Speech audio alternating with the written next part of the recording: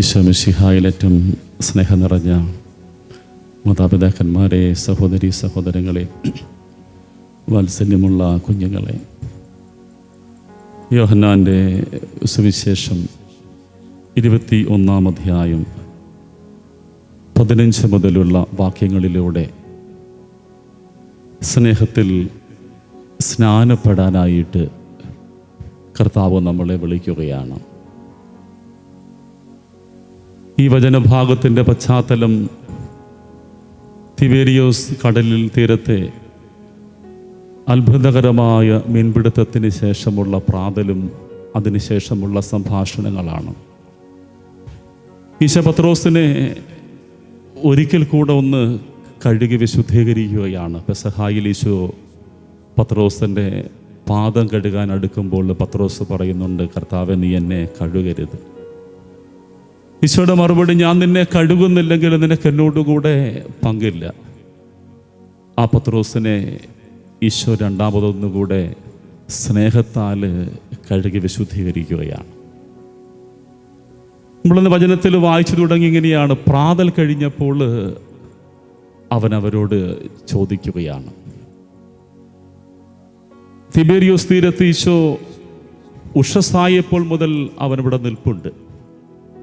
അവർ മീൻ പിടിക്കാൻ പോകുന്നു, പരാജയപ്പെട്ടു പോകുന്നു. വലതുവശത്ത് വല വീശാൻ അവർക്ക് ആഹ്വാനം കൊടുക്കുന്നു, വല വീശുന്നു, വല നിറച്ച് കിട്ടുന്നു, അത് വലിച്ച് കരയ്ക്ക് കയറ്റുന്നു. ഈശോ പറയുന്നുണ്ട്, നിങ്ങൾ പിടിച്ച മത്സ്യത്തിൽ നിന്ന് ഏതാനും എടുത്തുകൊണ്ടുവരിക. അവരൊന്നിച്ചിരുന്ന് പ്രാതൽ കഴിക്കുകയാണ്. നമുക്കൊക്കെ ഒരു കൊച്ചു സൂചനയാണിത്. പ്രാതൽ കഴിച്ച ശേഷമാണ് ഈശോ പത്രോസിനോട് ചോദിക്കുന്നത്, പത്രോസേ, നീ എന്നെ സ്നേഹിക്കുന്നുവോ? തീർച്ചയായിട്ടും കണ്ടുമുട്ടിയപ്പോൾ കർത്താവിന് ചോദിക്കാമായിരുന്നു. പത്രോസ് എന്ത് പരിപാടിയാണ് കാണിച്ചതല്ലേ? നിന്നോട് പെസഹ രാത്രി പറഞ്ഞതല്ലേ നീ എന്നെ തള്ളിപ്പറയുന്നു, എന്നിട്ടും നീ ഇങ്ങനെയൊക്കെ ചെയ്തില്ലേ? ഈശോ അന്നേരം ഒന്നും ചോദിക്കുന്നില്ല. മടുത്തു വരുന്നവന്, വിശന്ന് വരുന്നവന് അപ്പം പകുത്ത് കൊടുത്തിട്ട് അവൻ്റെ ശരീരത്തിൻ്റെയും മനസ്സിൻ്റെയും ഒക്കെ ക്ഷീണമകറ്റിയിട്ട് അവൻ ചോദിക്കുകയാണ്, പത്രോസ്, നീ എന്നെ സ്നേഹിക്കുന്നുവോ? ജീവിതത്തിൽ കുടുംബങ്ങളിലൊക്കെ സംസാരിക്കാൻ ഒരു മാതൃക കർത്താവ് തരികയാണ്. നമ്മുടെയൊക്കെ കുടുംബങ്ങളിൽ നിന്ന് സംഭവിക്കുന്ന വലിയ പ്രതിസന്ധി ഇതാണ്. എവിടെ, എപ്പോൾ, എങ്ങനെ പറയണമെന്ന് നമ്മളൊക്കെ മറന്നുപോയിരിക്കുകയാണ്. പലപ്പോഴും കുടുംബങ്ങൾക്കുള്ളിൽ അതിരുകടന്ന ശബ്ദങ്ങളും ആക്രോശങ്ങളും ഒക്കെ ഉയരുമ്പോൾ ഓർക്കണം, ഇത് ക്രിസ്തുവിൻ്റെ മനസ്സായിട്ട് മാറണം. തന്നെ തള്ളിപ്പറഞ്ഞവനെ കണ്ടുമുട്ടുമ്പോൾ അവനെ ശാന്തനാക്കിയിട്ട് അവൻ്റെ ജീവിതത്തിലേക്ക് ഒന്ന് കടന്നു വരാൻ പറ്റണം. ദാമ്പത്യ ജീവിതത്തിലൊക്കെ ഒന്ന് ഓർത്തിരിക്കേണ്ട പാഠം ഇതാണ്. എന്തും എപ്പോഴും പറഞ്ഞു തീർക്കുക എന്നുള്ളതല്ല, മറ്റൊരാളിൻ്റെ മനസ്സിൻ്റെ ശാന്തതയിൽ ചിലതൊക്കെ നമ്മളൊക്കെ ഒന്ന് ചോദിക്കാൻ പഠിക്കണം. എന്നിട്ട് ഈശോ പത്രോസിനോട് ചോദിക്കുന്ന ചോദ്യം എന്താണ്? നീ ഇവരെക്കാൾ അധികമായിട്ട് എന്നെ സ്നേഹിക്കുന്നുവോ? എന്തുകൊണ്ടായിരിക്കും കർത്താവ് അത് ചോദിക്കുന്നത്? കാരണം സഭയുടെ താക്കോൽ നൽകപ്പെട്ടിരിക്കുന്നത് പത്രോസിൻ്റെ കരങ്ങളിലാണ്. ഇങ്ങനെ സഭയുടെ താക്കോൽ കയ്യിലേന്തിയവൻ ക്രിസ്തുവിനെ തള്ളിപ്പറഞ്ഞതിന് ശേഷം ഇനിയും അവൻ്റെ അധികാരത്തെ അംഗീകരിക്കുവാനായിട്ട് കൂടെയുള്ളവർ തയ്യാറാകണമെന്ന് നിർബന്ധങ്ങളൊന്നുമില്ല. ഈശോ കൂടെയുള്ളപ്പോൾ പോലും അവർക്കിടയിൽ അധികാര തർക്കങ്ങളാണ്. തങ്ങൾക്കിടയിൽ ആരാണ് വലിയവൻ? ഇത് തർക്കം നിരന്തരം ഉണ്ടാകുന്നതാണ്. അതുകൊണ്ട് തന്നെയാണ് ക്രിസ്തുവിൻ്റെ ഒന്നാം ചോദ്യം ഇതാണ്, നീ ഇവരെക്കാൾ അധികമായിട്ട് എന്നെ സ്നേഹിക്കുന്നുവോ? പത്രോസിൻ്റെ മറുപടി, കർത്താവേ, ഞാൻ നിന്നെ സ്നേഹിക്കുന്നു. രണ്ടാമതും മൂന്നാമതും ഒരേ ചോദ്യം തന്നെ ചോദിച്ചുകൊണ്ട് വീണുപോയ പത്രോസിൻ്റെ വീഴ്ചകളല്ല, അതിലുപരിയായിട്ട് മനംനൊന്ത് കരയുന്ന പത്രോസിൻ്റെ മാനസാന്തരമാണ് തനിക്ക് പ്രധാനപ്പെട്ടതെന്ന് ഈശോ കൂടെയുള്ള ശിഷ്യന്മാർക്ക് വെളിപ്പെടുത്തി കൊടുത്തുകൊണ്ട് പത്രോസിൻ്റെ ശ്ലൈഹിക അധികാരത്തെ, ഇന്നും സഭയിലൂടെ തുടരേണ്ട ശ്ലൈഹിക പിന്തുടർച്ചയെ ഈശോ ആധികാരികമായിട്ട് ചുമതലപ്പെടുത്തി കൊടുക്കുകയാണ്. പത്രോസിൻ്റെ വീഴ്ചകളല്ല. ആ പെസഹായുടെ രാത്രിയിൽ നമ്മളിങ്ങനെ വായിക്കുന്നു, ലൂക്കായുടെ സുവിശേഷത്തിൽ അവൻ മനംനൊന്ത് കരഞ്ഞെന്നാണ് പറയുന്നത്. പത്രോസ് പോയിട്ട് വാവിട്ട് കരയുകയാണ്. ഞാൻ പാപികളെ മാനസാന്തരത്തിലേക്ക് വിളിക്കാൻ വന്നിരിക്കുന്നു എന്ന് പരസ്യ ജീവിതത്തിൽ ആവർത്തിച്ച് പറഞ്ഞവൻ, തൻ്റെ ജീവിതത്തിൽ തന്നെ തള്ളിപ്പറഞ്ഞവനെ ചേർത്ത് പിടിച്ചുകൊണ്ട് പറഞ്ഞ വാക്കിന് ജീവിതം കൊണ്ട് ആധികാരികത കൊടുക്കുകയാണ്. ഒരിക്കൽ പറഞ്ഞു പോയതിനെ കേവലം വാക്കുകളാക്കി മാത്രം നിർത്താതെ തള്ളിപ്പറഞ്ഞവനെ കണ്ടെത്തുമ്പോൾ നീ എന്നെ സ്നേഹിക്കുന്നുവോ എന്ന് ചോദിച്ചുകൊണ്ട് തന്നെ ആവർത്തിച്ച് പറഞ്ഞുകൊണ്ട് പാപയുടെ മാനസാന്തരത്തിൽ സ്വർഗം സന്തോഷിക്കുന്നു എന്നുള്ള മഹത്തായ ഓർമ്മയെ ഉദ്ധിതൻ ആഘോഷമാക്കി മാറ്റുകയാണ് പത്രോസിലൂടെ. എന്നും ഓർത്തിരിക്കുക, മനുഷ്യർ വീഴ്ചകൾ കാണുമ്പോൾ ദൈവം മടങ്ങി വരവിന് വേണ്ടി കാത്തിരിക്കുന്നവനാണ്. പത്രോസിന്റെ വീഴ്ചകളല്ല, അതിലുപരി അവൻ മനംനൊന്ത് കരഞ്ഞ് അവൻ്റെ സങ്കടങ്ങളൊക്കെ, എൻ്റെ സങ്കടങ്ങൾ അവൻ കണ്ണീർ കണങ്ങളുമൊക്കെ കുപ്പിയിലെടുത്തെന്ന് സങ്കീർത്തകൻ പറയുമ്പോൾ ഇതാണ് മനസ്സിലാക്കിയിരിക്കേണ്ടത്.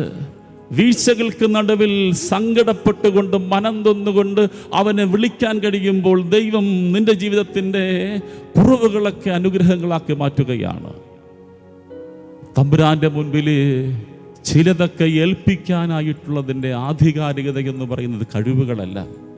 നമ്മളൊരിക്കലും വിശ്വസിക്കരുത്, സഭയിൽ ആരെയെങ്കിലുമൊക്കെ ഒരു ദൗത്യം ഏൽപ്പിക്കുമ്പോൾ അതിൻ്റെ പിന്നിൽ ആ ആളിൻ്റെ കഴിവുകളല്ല. ഒറ്റ കാര്യം മാത്രം ഈശോ ചോദിക്കുന്നുള്ളൂ, സ്നേഹിക്കാനുള്ള കഴിവുണ്ടോ? സ്നേഹിക്കാനുള്ള കഴിവ് മാത്രമാണ് ഒരു ദൗത്യം ഏൽപ്പിക്കുവാനായിട്ടുള്ള ആധികാരികതയായിട്ട് തമ്പുരാൻ കാണുന്നത്. അത് ഏത് ജീവിതാവസ്ഥയിലും അങ്ങനെ തന്നെയാണ്. വിവാഹ ജീവിതത്തിലേക്ക് പ്രവേശിക്കുന്ന ഓരോ മകനോടും മകളോടും കർത്താവിൻ്റെ ചോദ്യം അതാണ്, മിശിഹാ സഭയെ സ്നേഹിച്ചതുപോലെ സ്നേഹിക്കുവാനായിട്ടുള്ള തയ്യാറെടുപ്പുണ്ടോ? സ്നേഹം മാത്രമാണ് കൈമാറ്റങ്ങൾ, ചിലതൊക്കെ കൈമാറുവാനായിട്ടുള്ള മാനദണ്ഡം തമ്പുരാൻ്റെ മുമ്പിൽ. കഴിവുകളെ നോക്കി ക്രിസ്തു ആരെയും ഇന്നോളം ഒന്നിനും തിരഞ്ഞെടുത്തിട്ടില്ല. അവൻ്റെ തിരഞ്ഞെടുപ്പിൻ്റെ പിന്നിൽ ഒറ്റ കാര്യം മാത്രമേയുള്ളൂ, സ്നേഹിക്കാനായിട്ടുള്ള മനസ്സുണ്ടോ? എങ്കിൽ ദൈവം നമുക്ക് മേലെ അനുഗ്രഹങ്ങളുടെ നിറവായിട്ട് മാറുകയാണ്. സഭയെ നയിച്ച വത്തിക്കാൻ കൗൺസിൽ നടത്തിയ ജോൺ 23-ാമൻ പാപ്പയെക്കുറിച്ച് പറയുന്ന ഒരു കൊച്ചു സംഭവമുണ്ട്. അദ്ദേഹം കർദിനാളായിരുന്ന കാലത്ത് ലോകത്തിൻ്റെ പല ഭാഗങ്ങളിൽ നുൻഷ്യോ ആയിട്ട് സേവനം ചെയ്യുന്നുണ്ട്. അദ്ദേഹം ഒരു ഭരണാധികാരി എന്ന രീതിയിൽ അത്ര പലയിടത്തും ശോഭിച്ചിട്ടില്ല. പക്ഷേ കരുണയുടെ മുഖത്തിൽ അദ്ദേഹം വളരെ ചലഞ്ചിങ് ആയിട്ട് മാറിയ ഒരാളാണ്. ഇദ്ദേഹമാണ് പിന്നീട് ജോൺ 23-ാമൻ പാപ്പയായിട്ട് മാറുന്നത്. ഈ കർദിനാൾ ജോലി ചെയ്യുന്ന സ്ഥലങ്ങളിലൊക്കെ പലപ്പോഴും അന്വേഷണങ്ങൾ നടത്തിയിട്ട് റോമിൽ റിപ്പോർട്ടുകൾ വരുന്നുണ്ടായിരുന്നു. ഭരണത്തിൻ്റെ കാര്യത്തിൽ അദ്ദേഹം ചിലപ്പോഴെങ്കിലുമൊക്കെ പുറകോട്ട് പോകുന്നു. അതൊരു കർദിനാൾ തന്നെയാണ് അദ്ദേഹത്തെക്കുറിച്ച് പലപ്പോഴും റിപ്പോർട്ട് കൊടുത്തുകൊണ്ടിരുന്നത്. ഇദ്ദേഹം മാർപ്പാപ്പയായ ശേഷം മാർപ്പാപ്പ കർദിനാളായി സേവനം ചെയ്ത കാലത്ത് പാപ്പായെക്കുറിച്ച് വത്തിക്കാനിലേക്ക് റിപ്പോർട്ടുകൾ നൽകിക്കൊണ്ടിരുന്ന അതേ കർദിനാളിനെ പിടിച്ച് വത്തിക്കാൻ സ്റ്റേറ്റ് സെക്രട്ടറി ആക്കുകയാണ്. മാർപ്പാപ്പ കഴിഞ്ഞാൽ അടുത്ത സ്ഥാനത്തേക്ക് അവരോധിക്കുകയാണ്.